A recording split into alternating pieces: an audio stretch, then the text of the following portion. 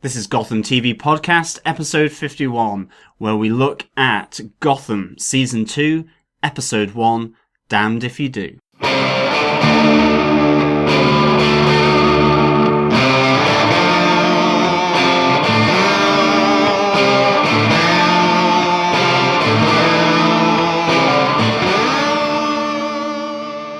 Hey, this is Drew Powell. I play Butch Gilzine on Gotham, and you are listening to Gotham TV Podcast. Welcome back, Gothamites. Welcome back, detectives. This is Gotham TV Podcast, episode 51, where we are looking at Season 2, the new season of Gotham, Rise of the Villains, and we are here looking at Damned If You Do, episode 1, straight from New York, where we're here for New York Comic Con. And thank you to all at Fox.com for allowing us to look at these episodes of Gotham way, and I mean way ahead of schedule of the UK and Ireland release on Channel 5, which will be in 2016. Boo-hoo. That's right, yeah. Boo-hoo.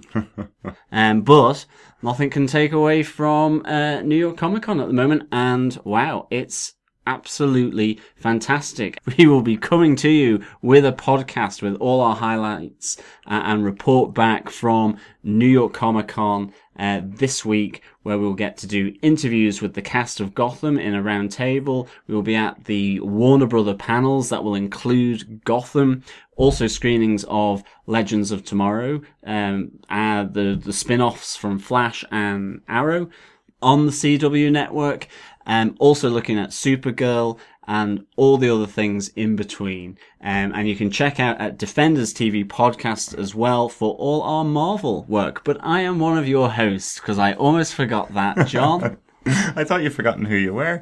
Welcome, everybody. Yeah, delighted to have you here. I'm your other host, Derek, and we're back with Gotham. I was kind of shocked and delighted to be able to see all the episodes of Gotham that we've seen so far. As John said, we're going to be months ahead of our normal coverage for the UK broadcast of Gotham, and delighted to have these episodes. Really, really looking forward to seeing the Rise of the Villains, which is what Season 2 of Gotham is called. Yeah, it's what it's all about. Yeah. The Rise of the Villains. And I think probably more nutty, crazy villains than Season 1. Definitely. I just want to give a quick shout out and a thank you again for our intro music, which came from Mississippi McDonald. You can find more of his music over at MississippiMcDonald.com. That's MISSIPPISSI McDonald.com. It's spelled like Mississippi. Yes. I think it's ISSIPPI. Yeah. Oh, okay. The other way around. I think. Yeah. I always get it wrong. That's why they have the song to get you to get it. Exactly. But yeah, thanks so much to Mr. McDonald for that new intro. That's our intro for Season 2. And also thanks to Drew Powell for recording our special new intro. One of the villains has recorded an intro to our podcast, which we'll be using for Season 2 as well. So delighted about that. And you can check out our interview with Drew Powell there. That's Gotham TV Podcasts episode 50. You can check that out on our website, along with all our Season 1 coverage and everything in between that we looked at on Gotham, including San Diego Comic Con, on GothamTVPodcast.com. Or search for us on GothamTVPodcast.com/iTunes and subscribe there. Leave a review. And again, you can find us on any other good podcast catcher. Just search Gotham TV Podcast on Beyond Pod, Podcast Addicts, Player FM, or indeed Stitcher, and we should hopefully pop there with our feed. Of course, you can also leave thoughts, feedback, comments on our podcast, also on Season 2 of Gotham and the episodes at feedback@GothamTVPodcast.com, or on our Twitter handle at Gotham TV Podcasts. That's right, Joe. We've been really enjoying Twitter over our summer break. Did our 30-day countdown to Gotham, which had images of all your favourite cast members and a little bit of thoughts of what we thought might happen to them in Season 2, which is great fun. Really enjoyed that, actually. Really good. Yeah, really good. And then, unfortunately, at the end is when we found out how late we were going to be getting the show over here. So our countdown was a little premature for the UK and Ireland. It was like a knife in the back. It was pretty poor. Because up till then, it had all been that it would release roughly similar time to last year, which would have been a 2-week delay from the US, and then it ended up being a 200-day Something delay or something, and not even more than 2 months. Yeah. So crazy. Yeah, it's a bit mental. But we've got to see the episode. We're delighted, obviously, to have seen it, and really enjoyable episode, actually, overall. So if this is your first time joining us, the way we cover our episodes is we discuss a synopsis overall of the episode, and then follow it with our top 5 points of the episode, hopefully covering off everything about this episode of Gotham throughout. John, do you want to give us the synopsis of Season 2, Episode 1 of Gotham, Damned If You Do, which was written by Bruno Heller and directed by Danny Cannon? Absolutely. After the gang warfare that embroiled the city, Penguin finds himself as the King of Gotham, whilst Detective James Gordon quite frankly finds himself down and out in Gotham after being fired by Commissioner Loeb. Still determined to undermine Loeb, Gordon's moral compass wavers yet again as he makes another deal with Cobblepot, who forces Loeb to reinstate Gordon as a detective, resign as commissioner, and ultimately get replaced by Essen, who now finds herself in charge of the GCPD. Changes are also afoot in the underbelly of Gotham as a new criminal mastermind, Theo Gallivan, played by James Frain, and his sister and enforcer, Tabitha Gallivan, Jessica Lucas, release the inmates of Gotham, including Barbara Keene and Jerome Valeska, to wreak havoc across Gotham. Meanwhile, at Wayne Manor, Bruce and Alfred embark down the secret staircase to discover a secret room. Here, Bruce discovers much more about his father, Thomas Wayne, who, in a note left to Bruce, advises him to leave well alone the mystery behind Gotham and to choose happiness over the truth. Unless, of course, he feels his calling. His true calling. So much like the pilot of Season 1, this episode had tons going on, and it really setting up the brand new day for Gotham. And that day is the rise of the villains, really, isn't it? Oh, big time, big time. And I mean, again, I think they did a great little sort of catch up. I mean, they did a whole 1 month later thing, and to the music of Perfect Day, I just think really nicely brought everything together. You know, we see that Zaz works for Penguin, Barbara and Jerome are banged up in Arkham. Jim is back in uniform, which is intriguing to begin with. Yeah. And then you find out over the course of the episodes what's happened. And obviously then Bullock is working behind a bar, and it's not to fuel his alcoholism. Absolutely, yeah. Really good episode though overall, I think. Really good setup for the show. Brand new day in the city of Gotham, so lots going on, obviously. So John, do you want to kick us off with your first point? Yeah, I loved the fact that they went straight down the staircase at Wayne Manor. You know, we're left with this fireplace moving backwards to reveal a secret entrance in Thomas Wayne's study at the end of Season 1. And I just absolutely love the fact that in Season 2, there is Bruce and Alfred going down the secret staircase, you know, very Alice in Wonderland, very secret garden, you know, where they find a closed door with a keypad at the bottom. And I love then their whole storyline within this episode between the two. Trying to get through that door. I think it shows the ease of Alfred and Bruce together, and the actors are, again, that interplay between the two I absolutely loved. This is my first point. I kind of had it as blow the bloody doors off. I mean, it was just great to see, you know, the comedic kind of bags of fertilizer being brought into Wayne Manor. And I love the conversation that develops between the two then in the study, you know, that to and fro between the two, where it's like, I was going to present it as a fait accompli. He says, don't talk French to me. Alfred says what everyone has been thinking. You don't know what dear father was up to down there. You know, what is down there? Is it just a wine cellar? Is it something a bit more risque, a bit more dangerous, say? You don't know what's down there. Thank you, Alfred, for putting that out there in the open. Yep. You know, and then, you know, Bruce comes back with, if you're not going to help me, I'll have a cup of tea. You know, he pulls rank on him immediately. And I do like the fact then that, you know, Alfred caves in and he says, well, you know, you're going to need 10 more bags of fertilizer, you're going to need a heavy tarpaulin, and I'll put the kettle on.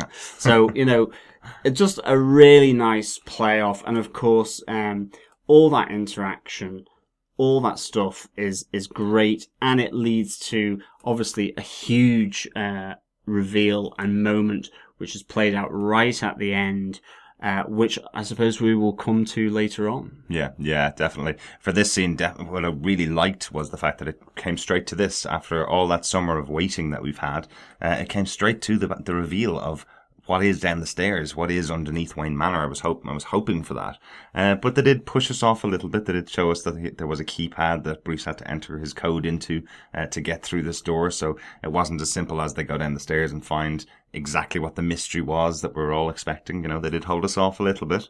So, but we will talk about it later on. But I love that it did lead in directly from the closing of season 1. It was like a Russian doll. It was a secret door within a secret door within a secret door, probably. Absolutely. With a letter on the keyboard, obviously, that we will talk about later. Yes. What's your first case point? My first point is actually Barbara Keane. Crazy Barbara. Oh, yeah, definitely. Oh, mental babs. Yeah, she's lost her mind. Yeah. So much so they put her in Arkham Asylum for killing her parents. But I love this new, more confident Barbara that we're seeing in the episode. Much more maniacal, much more scheming that we're seeing. We saw her completely out of control throughout the season last year. I think we spoke almost every episode about how much further down the spiral she's going. And weirdly, she seems to be quite settled in this position now. I've never seen her look better, actually. Yeah, the opening scene to the strains of Perfect Day by Lou Reed at the start looks like she's moving into a holiday camp. She's dressed beautifully in an amazing dress. She's getting the guards to carry her bags behind her. She's wearing her sunglasses, looks like she's going on holiday. But she loves it there. Yeah, definitely. Waiter service, half board, I think it is. It seemed like it, and she's definitely getting some of the guys wrapped around her fingers as well pretty quickly. Yeah, making friends with such savoury types as Jerome Valeska and others. Richard Sionis. Yeah, no, I mean, I loved the way she was really at her manipulating best in this. You could see her with Jerome, and obviously the thug guy that she says, "There's my protection." Yeah. Loved that. But then even with Sionis, where, she starts batting the eyelids, and Sionis is like to the point where after they've broken out, he's saying, "I'm taking Barbara with me, none of the others." So she's made an impression. And then obviously you see her at her most sort of schizophrenic, seesaw type mode where she phones Jim, says, "I've made a terrible mistake. It's all a lie. Help me, Jim." And then he doesn't give her any time really. And then she phones up Leslie, where she says, "I hope you die soon, bitch." Like absolutely trying to go for the sympathy vote with Jim, and then really revealing herself to be quite damaged, quite disturbed now. Barbara Keane. So really good, yeah. Yeah, brilliant. Yeah, I think the line actually is, "I hope you die screaming, bitch," isn't it? To Lee, which is just screaming and writhing in pain. They could have added as really, well. Really brutal. Poor Lee in this episode gets a bit of a taunting from Barbara. But I'm really liking this version of Barbara. Definitely that scene with Jerome. Great to see Jerome back. I'm sure we'll talk about him a little bit more later on as well. But great to see him back, and great to see that character reappear. I think he was probably one of the most popular characters from season 1. The potential Joker still obviously no confirmation that this is the Joker for the show, but the interaction between the two of them is fantastic, where Jerome says to her, "A girl needs a good friend in here. Bad things tend to happen all the time." And that's where she just kind of snaps her fingers, finds the biggest brute in the place to come and take care of her for the episode, which is really good. Really, really enjoyed that, definitely. John, I'm going to give us your second point. Yeah, I want to roll 2 into 1 here. This is my second and third because they're slightly connected, I think. One is the dubious, dangerous Jim Gordon that we have on offer here. Again, we see that, his moral compass goes so wonky that, is he standing a bit too close to magnets, I think. It's not only that he went to the Penguin again for a favour, but it was what he asked him to do, which was essentially to get rid of Commissioner Loeb. Out of sight, out of mind kind of thing. In some places, at some level, that would be called a coup. Yeah. And in return, Penguin again ensnares him in this net and this web of favors that he thrives on. And Jim ends up killing someone. So Jim is in a really dark place. At the one hand, he is a complete and has a complete moral compass. On the other hand, he is willing to put it to one side from time to time. But then he also has a limit where Oswald asks him essentially to go after one of the nightclub owners who owes him money, and he won't do that. But then Jim goes off to collect the money from the nightclub owner following a conversation with Bruce Wayne, which is my third point. And this is the cruel to be kind point, where Bruce gives him a dose of harsh words and a dose of wisdom to Jim that essentially sometimes to do something the right way, you have to go about it in an ugly way. And he's quite personal towards Jim here. And it's my favourite part, actually, how something where you're kind of there going, would Jim do this? Would he do this? He certainly would go for a favour, because we saw that plenty of times in season 1. But will he keep on doing this? And Bruce essentially says that, you came here saying you were going to clean up the GCPD, you were going to fight for justice, find the killer of my parents, and that to do all these good things, you must do something ugly. But you don't, because it's your own personal honour that forbids it, that morality that he has. But that he puts to one side. And he basically says that you're sacrificing the greater good for your own personal esteem and for your vanity. Where Alfred then interjects on this. And this, I thought, ultimately was a great scene between Bruce and Jim. I absolutely loved it. I thought it was really important for Jim's character that he was told, maybe you do need to do this favour, because it ultimately leads to the right way of doing things, or it leads to something better, a greater good, even though it's dubious and dangerous and grey. However, he then does go off and he does kill the nightclub owner. But it does seem to suggest that that was something that was planned, was known, that Penguin knew that this was going to play out like this. Absolutely. And again, it's something that Penguin has on him. So Jim, whilst I love his greyness in the sense of, he's not all good and moral. He does go off the beaten track from time to time. Yeah. He needs to be careful who he does it with, because here, Penguin, that's his forte. That's what he loves to do. We saw it in season 1, and Jim will just get caught. Penguin is too good. Absolutely. That was my favourite part of the episode, was that conversation between Jim and Bruce. Yeah, Devin Jesus is great in that scene. Really good. Absolutely top notch. And then to see Jim being this dangerous guy, I mean, you do think you can ultimately get killed by Jim. Mm-hmm. He is not a softie in any way, shape or form. Yeah, absolutely. There's one of the things I really do love about covering the DC Comics universe, I suppose. One of the things that Marvel always struggle with is their characters don't kill. We've been covering some of the Marvel shows on our other podcast, on Defenders TV podcast, and one of the things they kind of struggle with is that if they have someone killing someone, it's a huge turning point for their character, because Marvel superheroes don't kill. Superman doesn't kill. Batman doesn't kill because it's part of his moral code. But Jim Gordon's just a member of Gotham. If he has to kill, it's not totally against his character that he will. Except for the paperwork, which we saw at the start of the episode. That is true. That is true. But yeah, I do like this, that Jim is kind of turning quite a big corner here, really, in the fact that he's come to the realization, I suppose, that in Gotham, you do have to do the wrong thing sometimes to do the right thing. And I like that it's come from some guidance that he gets from the young Bruce, showing that he does see that side of Gotham himself already, even at that young age, which I just think is really interesting. But a really good point, John. I'm definitely really liking this side of Jim and really liking this version of Jim. He was quite central to this episode, which he wasn't for a lot of the later parts of season 1, I felt. They kind of pushed Jim Gordon aside a bit to have the bigger story of the ogre and the bigger story of stuff that was going on around him. But this episode was very Jim-centric, I felt. Yeah, it was really good, and it was good to see him back there. And it was good just to see him. Like, Jim ultimately is quite a conflicted person. He wants to get rid of Commissioner Loeb, but did he ultimately agree with how Commissioner Loeb was removed? Maybe not. Or maybe he was. Again, now that he's had the greater good speech off Bruce, maybe he sees that as any means justifies the end.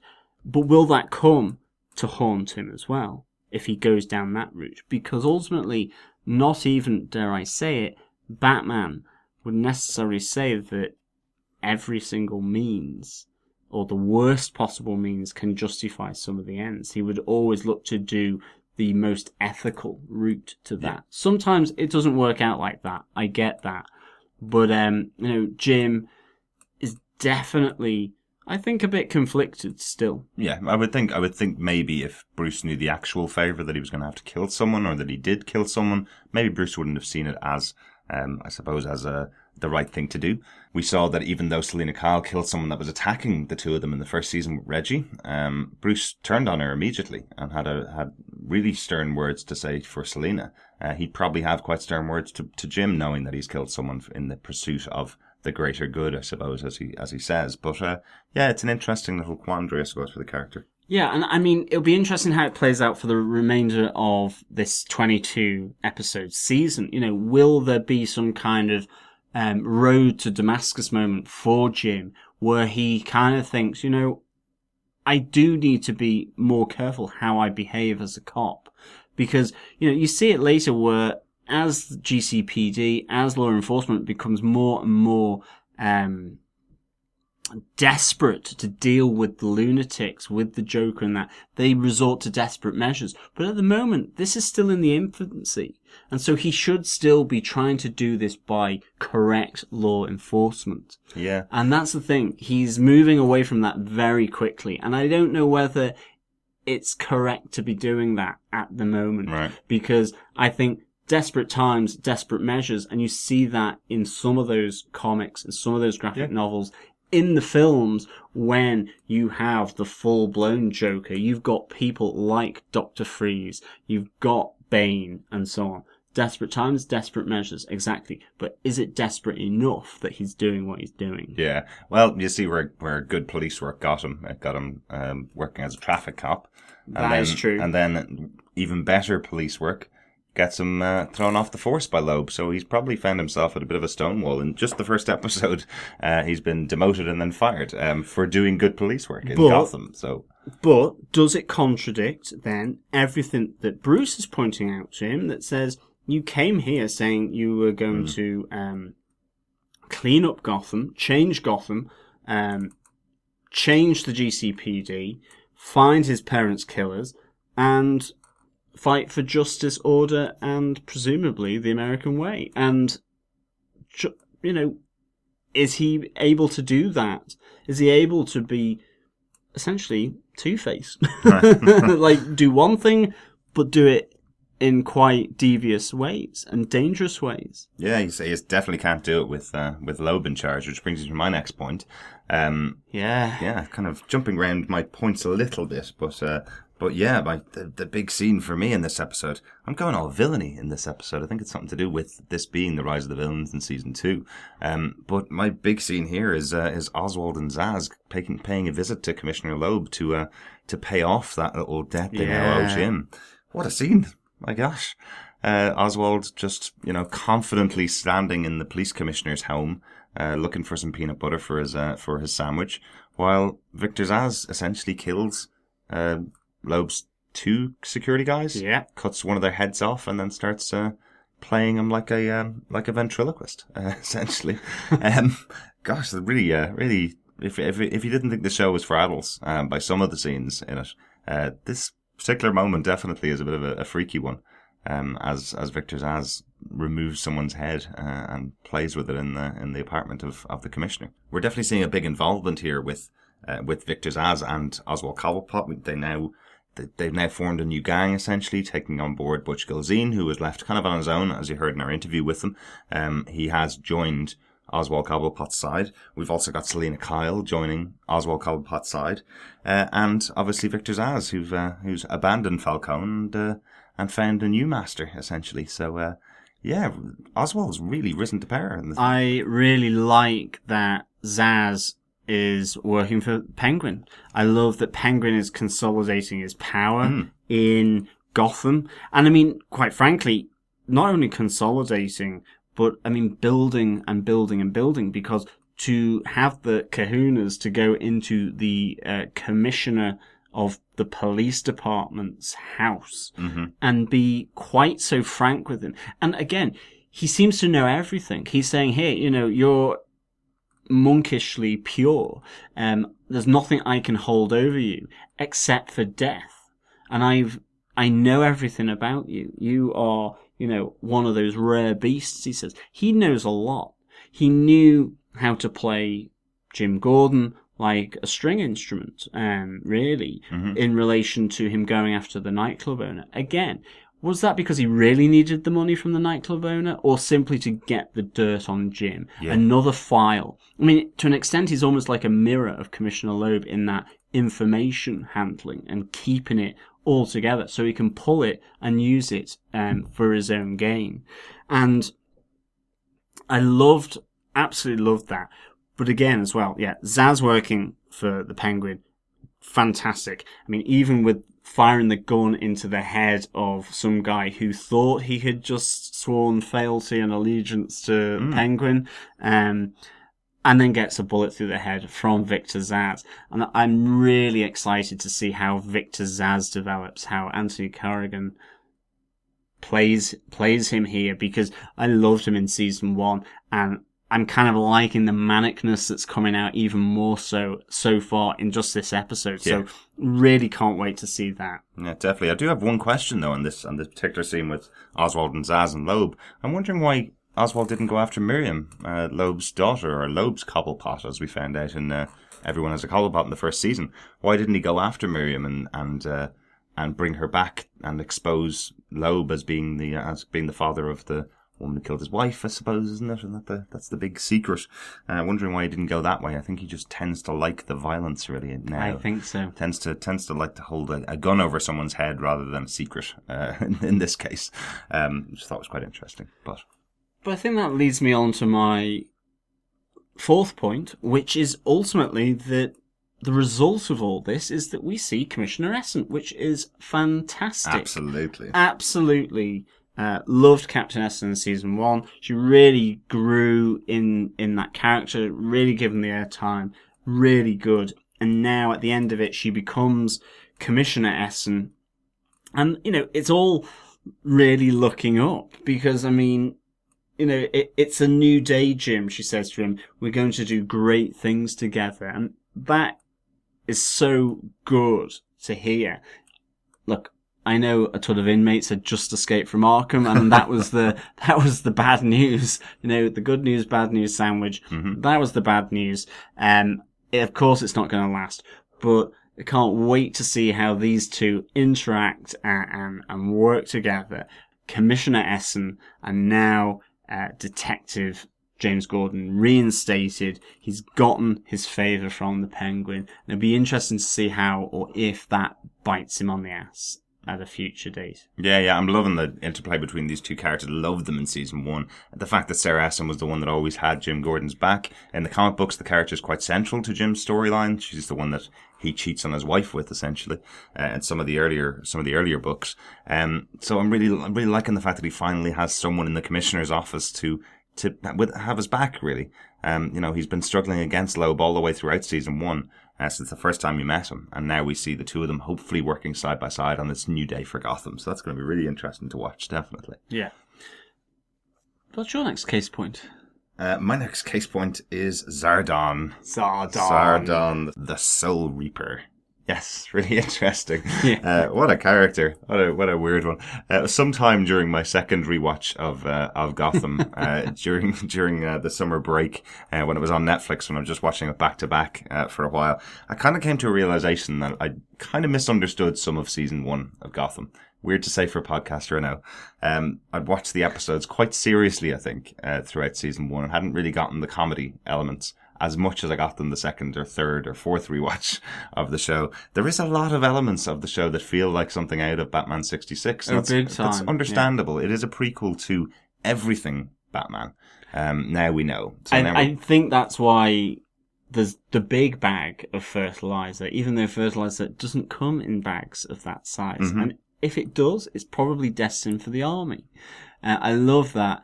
The fact that Barbara Keane is walking into Arkham Asylum as though she's about to walk into a holiday resort. Exactly. And then, Zardon, 2 A's. Absolutely thought, to begin with, oh my god, what is this character? Because obviously there's the new big bad in Theo Galavan, giving him some kind of vial, but it's like of some blue substance to drink. And then he goes on a rampage. It's dragon's blood, John. It's and dragon's blood. Oh, what is going on here? And then I was getting flashbacks to Balloon Man, really, and some of the scenes. And then it's just so funny how he plays out over the course of this episode with in the cell and really good. Yeah, absolutely. But I want to kind of make an apology to our listeners, I suppose, if we've taken the show a bit too seriously in season 1 and missed out some of the more comedy elements, because there are tons. Keep moving, Ginger. But this particular character is totally a character that I thought was a great fun little moment for the show. It does harken back to some of the other fun elements. It was a very heavy episode this week, trying to get through a lot of plot lines, having Jim Gordon be a killer and stuff, you know, but having this character of Zardon, as you say, 2 A's, calling Gordon to try and show him a bit of mercy. I thought it was really good fun, actually. Really enjoyed it. Again, having him drink the dragon's blood potion that Theo Galavan gives him, and that potion seeps out of him while he's falling asleep. You see the gas coming out of his mouth, and then later on, that's what's used to break the Arkham inmates out of prison, is the gas is released, knocking them all out. It's hilarious in its plotline. It is something absolutely taken from 1966. This is our Batman 66 moment for this episode, ultimately. Definitely. Really is. So I want to assure you, listeners, that I'll be looking out for more of those as we go through the season this time. But there is still something serious or quite poignant moments that are brought into Gotham as well. And I suppose if you want, the Dark Knight moment that I would have picked is most definitely the note from Thomas Wayne to Bruce, left into the Batcave, into the study in the Batcave that they've just blown the doors off. You know, hugely funny, great dialogue moments between Alfred and Bruce, moving to a really serious moment. I mean, I love the expression on Alfred and Bruce when they blow the doors off. I mean, it is kind of like this joyful glee of creative destruction. But they move in, and even down to the music here suddenly changes and feels very Dark Knight, I think. It seemed like there was almost a sample taken from the Dark Knight music, from the soundtrack, and added to the more, I suppose, the more dour Gotham theme that we have. There's a different Gotham theme they use in some of the more serious moments, and this seemed to meld them quite well together. It seems like a really good callback to the Dark Knight. But then there's this note from Thomas Wayne, which basically is a letter from beyond the grave to his son. Really poignant moment, really stating that you can't have both happiness and the truth. You have to choose. Basically saying that he chose his and his wife's and his son's happiness. But he goes, I beg you to choose happiness unless you feel a calling, a true calling. Like, really good stuff, really important stuff within the canon of Batman and Gotham. Really interesting. And I just think this is my 5th point, obviously, and it's really a great part of this episode this week. Yeah, it's a nice little call forward to Dark Knight Rises, where Bruce obviously chooses the path of happiness at the end of that. Spoilers if you haven't seen it, but I presume you have. And also a nice little touch to the comic books at the moment, where this is definitely a bit of a spoiler, where Bruce has actually hung up the cape for a while to choose the path of happiness at the moment in the comic books, which is quite interesting. That they're kind of referencing those elements. Really good. And guess what else is very cool about Zardon, John? What? This could be our little touch to the Court of Owls as well. In the Court of Owls, the leading members of the of institutions across Gotham are using one person to go out and wreak vengeance and havoc on the city of Gotham. Yes, which is the Talon. which is the Talon. So we wonder if is Zardon a little precursor to the Talon of the Court of Owls. Maybe. Yeah. Very funny one. But a hilarious version of it anyway. What's your next point and final point? So my final point is the Arkham Gang, because I really enjoyed them. Yeah. I must say, again, really, really cool. We saw characters getting taken out episode after episode throughout season 1, and you kind of wondered where the ones that weren't being killed were going to. There were a lot kind of left over at the end of season 1. We had the Electrocutioner, we had obviously Richard Sionis, who was the Mask, who were still left alive at the end of season 1. And now we find that a couple of them have made their way to Arkham Asylum. Really good to see Richard Sionis back for the short time he was there. Really good to have those kind of characters coming back. Really helps to flesh out the city, I feel, when you have a character that's been in an episode, one standalone episode, and then they come back for a little cameo or a good, pretty long sequence of scenes here. I thought he was going to last, really. But as Theo Galavan proves, there can't be two leaders within this new Arkham Gang.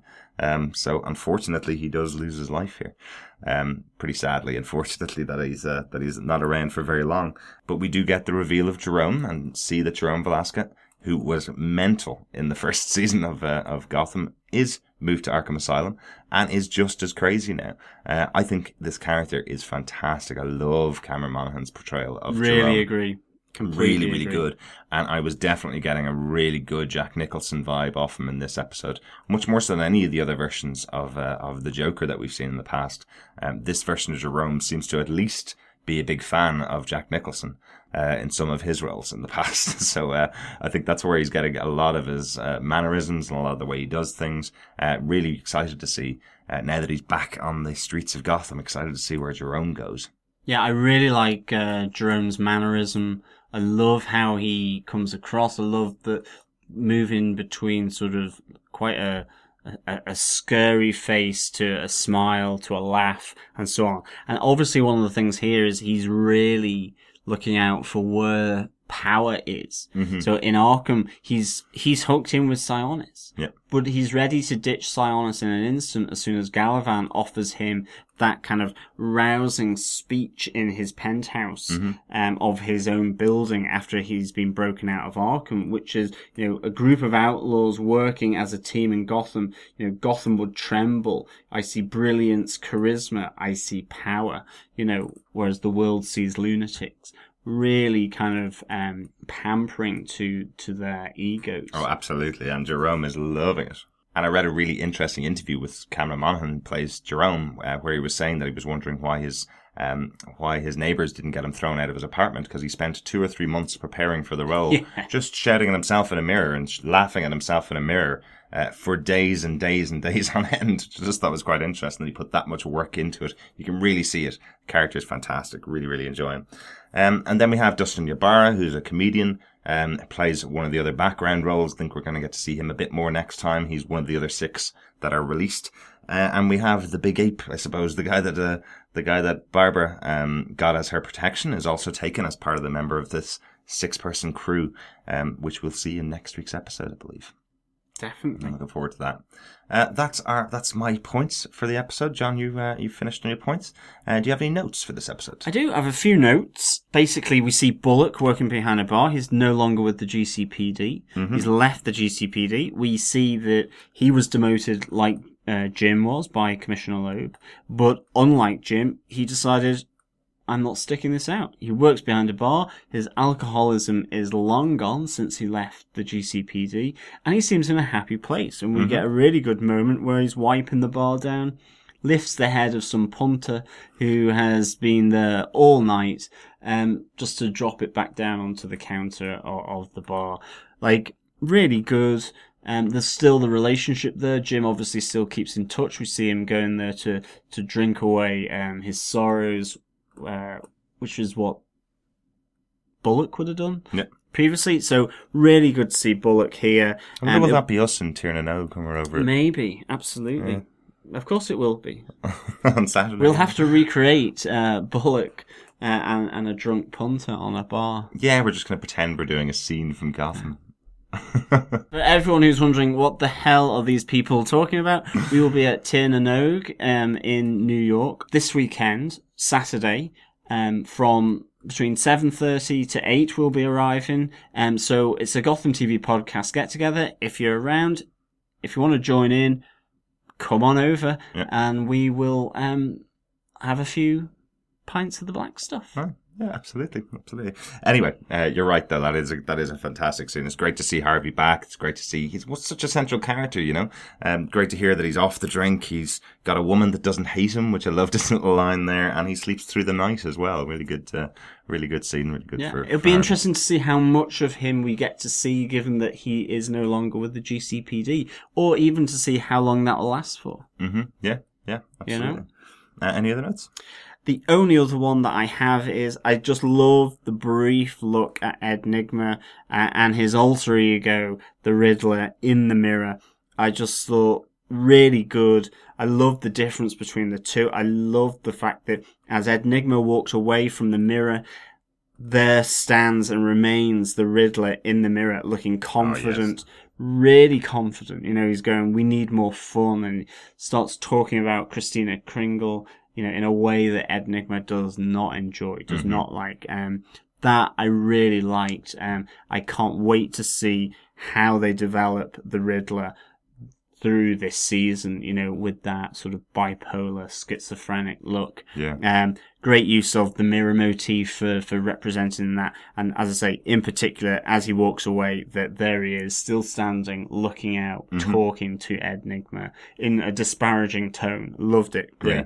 It must be great for Corey Michael Smith as well to be able to play those two parts, because there is a very distinct difference between the two characters. The Riddler in the mirror is quite a good-looking, confident kind of chap, but Enigma still seems very kind of very creepy or very turned in on himself. The difference is really nicely drawn between the two, which you really see as well. Yeah. It's like the Riddler seems much broader, as you say, much more confident, much more upright, and then you switch to Enigma. He seems as much more hunched and much more drawn in the face. Really good, definitely. Yeah, absolutely. Derek, have you got any case notes? I do, yeah. I loved Loeb's retirement party. One of my favourite little other funny moments of the episode was the barbershop quartet singing "So Long Auf Wiedersehen."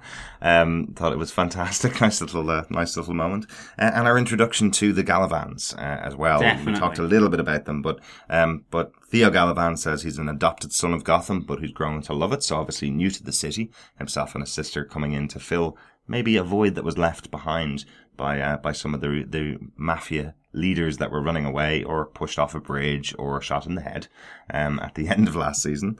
Or all of the above. Or all of the above, yeah, exactly. Jessica Lucas, who plays Tabitha Galavan, we didn't see very much of her in this episode, but I do love that she has her whip as her weapon of choice. The fact that she's the one that kills Richard Sionis pretty brutally with a whip around the neck, pulls him down and then stabs him in the face. Definitely a pretty brutal one. Skin tight jumpsuit, whip, gas mask, Hey, it's a combination fit for a supervillain, really, isn't it? Absolutely. Yeah. Very reminiscent of Catwoman, and she is known as the Tigress as well, so maybe becomes an absolute inspiration for the young Selena Kyle. Yeah, I'd be shocked if she doesn't really. Must have some connection with Selena, shouldn't she? But overall, John, what did you think of this episode? I really liked it. I thought it was a good, solid introduction to Season 2. Really brought everything together from the end of Season 1 and started to set things up, to some extent, for what we're going to see in Season 2. So, the next few episodes, I think, will really start to flesh that out and to expand on what's been brought here in the first episode of Season 2. So I would give this 4 batarangs being plucked out of the air with a whip out of 5. Very good, very good. Yeah, and for me, I think it's a really good return to form again. Really good to see the show back, really. Yeah, it's not definitely. a return to form. I've just been watching all the episodes back to back on Netflix, so it just feels like a brand new episode to watch. Really good, but still a little bit of imbalance in the episode with the comedy moments balancing with people getting their head taken off. It's quite a difficult balance to do, but they've done a pretty good job. I'm really excited to see the rest of the season. We've got another 21 episodes to go, so delighted about it. Yeah, absolutely brilliant. Can't wait for our next episode, which we will be tuning into very shortly whilst we're here in New York. Exactly. Now to the feedback for this week's episode. Fascinating. Point well made, I think. So we got some more feedback in from Natalie, who sent us some feedback that we read out on episode 50, our Drew Powell interview, where she had some thoughts about what was going to happen on season 2 of Gotham. She starts out in her feedback this week with the premiere of Gotham now aired in the States. I can say that I was wrong in my guesses. First up, Captain Essen. She is still with the GCPD at the end of the premiere, but not in the ways I'd guessed, and one John did not name in his speculation. The writers pleasantly surprised me with how they got her to vacate her position. Yeah, I mean, I think, guessed or thought that, how was Captain Barnes who's played by Michael Chiklis, how was he gonna replace Captain Essen? Does this mean she died? That she left? That she turned into an evil, cackling kind of villain in Rise of the Villains for this season? I did not guess, and I am too very pleasantly surprised. I am very presently surprised. Sorry, I am very pleasantly surprised that she was promoted. Of all the things, she was promoted. That's brilliant. I'm really pleased that this happened. Yeah. And that basically, in comes Captain Barnes to take on her role. Yeah. It'd be interesting to see the dynamic between the two of them. Really, really good. Definitely. Natalie goes on to say, Team Galavan turning into the Royal Flush Gang plus a certain Joker, which is one of the suggestions she had in last week's episode. It says, I jumped the gun on that one a little bit. Galavan makes his offer to all 6 inmates, but one, not Jerome or Babs, refuses, leaving 5. That still leaves enough for a poker hand, of course, but having the Joker as a 6th man felt a bit cleaner to her. Also, after spending a bit more time with the inmates than in the trailers, I'm not sensing the proper group dynamics being set up yet. Jerome and Barbara are standing out. I predict both will break away from the pack one way or another, possibly together. So a little bit of a different take on what Natalie had said to us last time about the Royal Flush Gang being possibly what happened with the Arkham inmates who joined up together.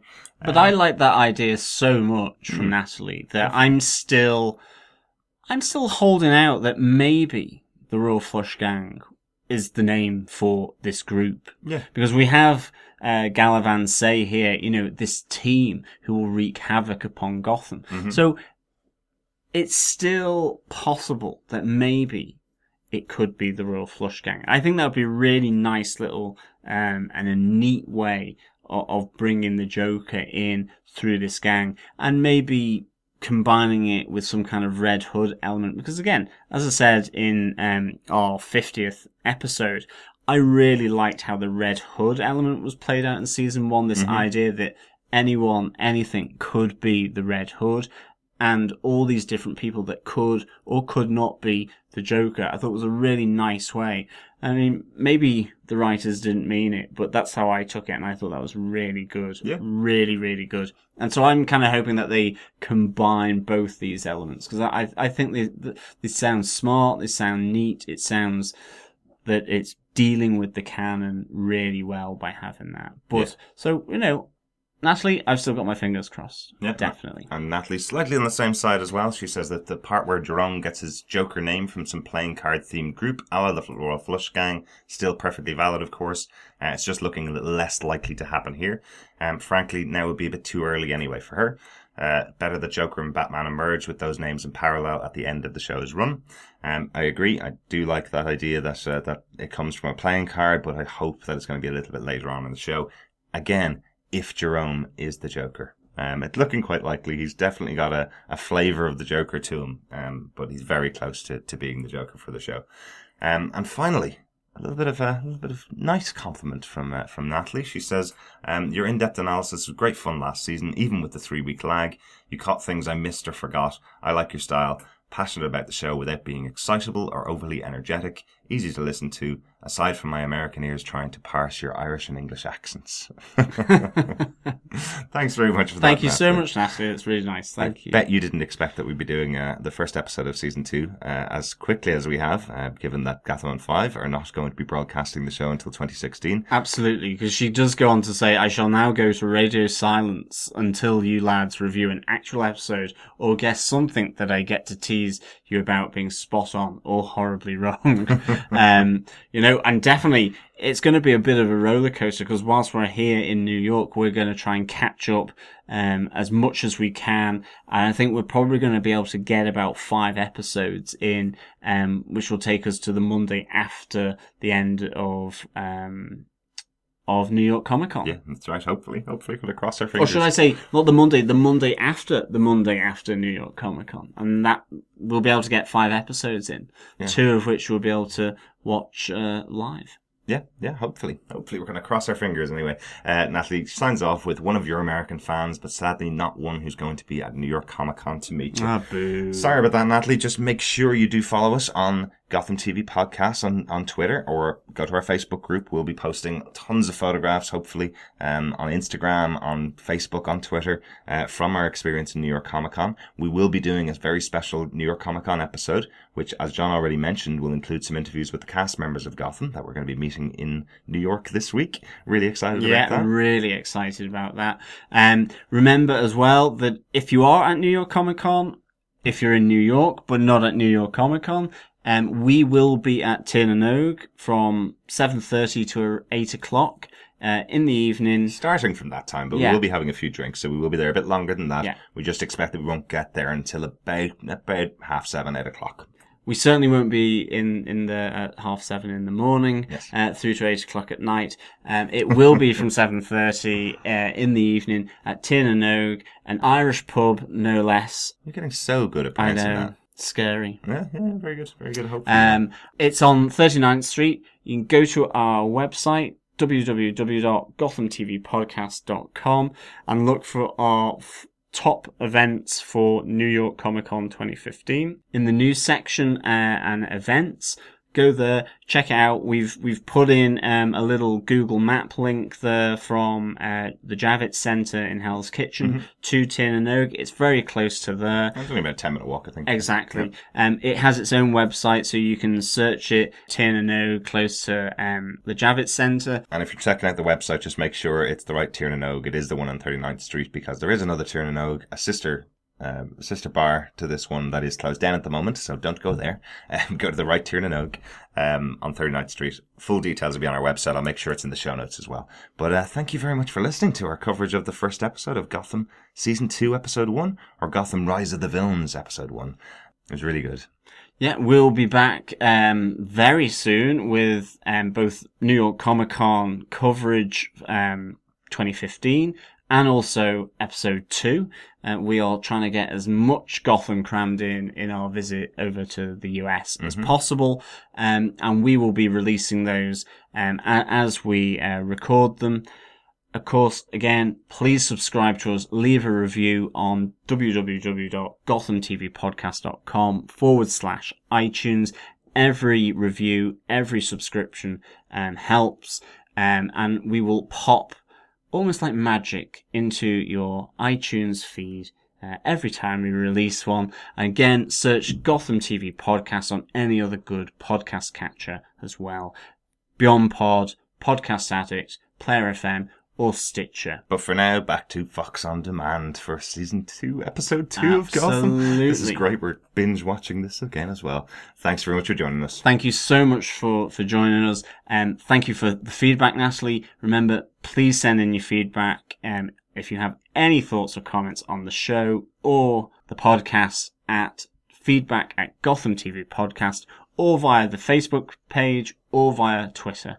And we will be more than happy to share it on Gotham TV Podcast. Thank you so much for listening again. From New York, yeehaw. From New York, thank you, and we will speak to you next time. Yeah. Bye. Thank you again. Bye now.